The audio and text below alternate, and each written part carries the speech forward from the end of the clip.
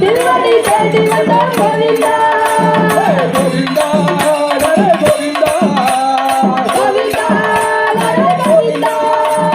கோவிந்தா ஹரே கோவிந்தா கோவிந்தா ஹரே கோவிந்தா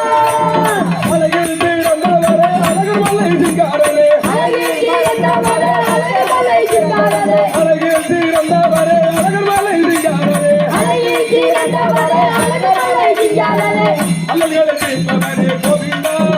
இந்த அடியார்களை